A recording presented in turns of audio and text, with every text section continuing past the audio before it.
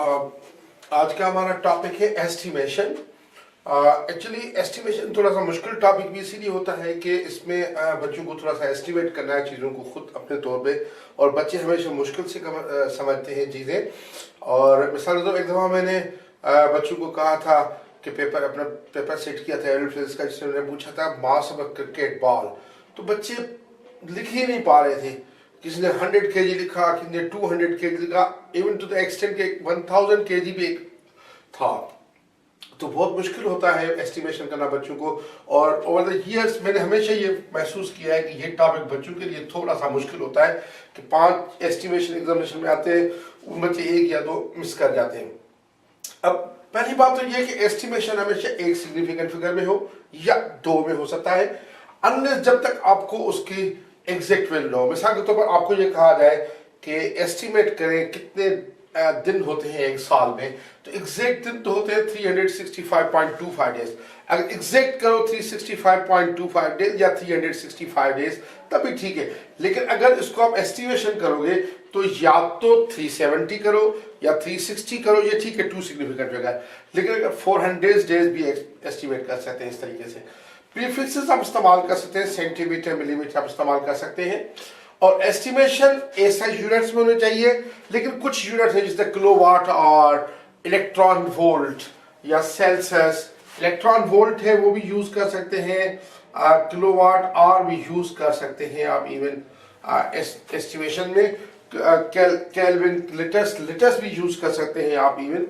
तो मिसाल के तौर पर आप जो है इसमें चंद चीजें ऐसी हैं कि आप सपोज ये कह रहे हैं कि मैं इसमें से कुछ चीजें एस्टिमेट करूंगा। मैंने पहले से कुछ चीजें लिख दी हैं कि आपको डिफिकल्टी ना हो मुझे लिखने में, क्योंकि टाइम लगता है और फिर वो इतना टाइम नहीं होता लेक्चर्स रिकॉर्ड करने के लिए। तो रेडियस ऑफ मीटर्स में तकरीबन वैसे तो 6400 किलोमीटर्स है, तो मीटर्स में तकरीबन हो जाएगी 64 and 3 zeros मीटर्स। लेकिन इसको मैं 6 into 10 power 6 मीटर्स में एस्टिमेट कर सकता हूँ रेडियस ऑफ द अर्थ। इस तरह distance between sun and earth, actual distance जो होता है सन एंड अर्थ का वो तकरीबन होता है 1.49 into 10 power 11 मीटर होता है। लेकिन मैं इसको एस्टिमेट तकरीबन 1.5 10 power 11 मीटर्स में करूंगा, या अगर आप 10 power 11 मीटर भी करते हैं तभी ठीक है। इस तरह लेंथ ऑफ अ फ्लाई और अ मॉस्किटो तकरीबन 1 मिलीमीटर या 2 मिलीमीटर तक होता है। 2 मिलीमीटर क्योंकि मीटर मैंने ऊपर लिख दिया है तो इसको मैं 2 into 10 power -3 कर देता हूँ मीटर्स में। हाइट ऑफ अ क्लासरूम तकरीबन आपकी, अगर आप इसको देखें कि एक मीटर रूल है, उससे अंदाजा लगाएं कि मीटर रूल कितनी हाइट तक जाता है। मैं अगर मीटर रूल को देखता हूँ तो मैं जिस क्लासरूम में खड़ा हूँ उसमें तकरीबन 3 ऐसे मीटर रूल्स आ सकते हैं। तो मैं height of a classroom 3 metres ले रहा हूँ, मीटर्स लिखा हुआ है 3। उसका थिकनेस ऑफ अ पेपर बहुत कम होती है मिलीमीटर्स में, तकरीबन आप ये देख सकते हैं कि 0.001 into 10 पावर, आप ये कह सकते हैं 1 माइक्रोमीटर या 1 into 10 पावर -5 कर देते हैं, चलो -5 या 10 पावर -5 मीटर्स थिकनेस है। लेंथ ऑफ फुटबॉल ग्राउंड तकरीबन 90 मीटर्स के करीब होता है, आप 90 मीटर्स कह दें। डायमीटर ऑफ एन एटम का डायमीटर होता है 10 पावर -10 मीटर्स का। डायमीटर ऑफ न्यूक्लियस होता है हमेशा 10 पावर -15 का। Wavelength of the visible light 300 nanometre से लेके 700 मीटर से, मैं सपोज इसको कर रहा हूँ 500 नैनोमीटर्स या मीटर्स लिखा हुआ 510 पावर -9। तो ये देखिए रेडियस ऑफ अर्थ मैंने ये लिया है। ये चंद वैल्यूज है, जरूरी है कि एग्जामिनर इसमें से आपसे पूछे, लेकिन ये चंद वैल्यूज है। Radius of earth 6 × 10 power 6 metre, distance between sun and earth 1.5 × 10 power 11 metre से। लेंथ ऑफ फ्लावर मॉस्किटो ये है, इस तरीके से ये मैं दे रहा हूँ। आपसे लेंथ ऑफ कैलकुलेटर भी पूछ सकता है इसी तरीके से। मास ऑफ अर्थ है तकरीबन ये 6 × 10 पावर 24 kg। मास ऑफ सन होता है 2 × 10 power 30 kg। Mass of a shark का तकरीबन 1000 kg मास होता है, 1000 kg है। Mass of human body 70। एक बात, अगर वेट कह दे, एग्जामिनर वेट पूछ रहा है तो इसको सब सिंपली 10 से मल्टीप्लाई कर दिया करें, क्योंकि on the surface of the earth weight हो जाएगा, क्योंकि मास जी अप्रोक्सीमेटली 10 होती है। तो मास ऑफ फ्रॉग, एक फ्रॉग का मास तकरीबन 100 ग्राम हो सकता है। 100 ग्राम का मकसद है कि 0.1 kg। Mass of a mosquito, mosquito का मास तकरीबन 1 मिलीग्राम होगा। तो किलोग्राम तो लिखा हुआ है, तो मैं लिखूंगा 1 × 10⁻⁻6 kg, या मैं लिख दूं 1 मिलीग्राम। 1 मिलीग्राम भी लिख सकता हूं मैं इसको, 1 मिलीग्राम भी अगर लिखना चाहूं तो लिख सकता हूं। 1 मिलीग्राम को केजी में मैं लिखूंगा तो ये हो जाएगा 10⁻⁻6 kg। Mass of an apple तकरीबन 0.2 kg लिख सकता हूं मैं। 0.2 से 0.5 तक चला जाता है, क्योंकि अगर एक केजी एप्पल्स ले, उसमें 4 या 5 एप्पल्स आ जाते हैं, तो 1200 ग्राम, 200 ग्राम का मकसद है कि तकरीबन आपका 0.2 kg। मास ऑफ प्रोटेक्टर 10 ग्राम तकरीबन होता है। 10 ग्राम को आप अगर लिखें तो ये होता है 10 ग्राम का हो जाता है। सपोज 10 को 1000 से डिवाइड करेंगे तो ये तकरीबन आता है 0.01।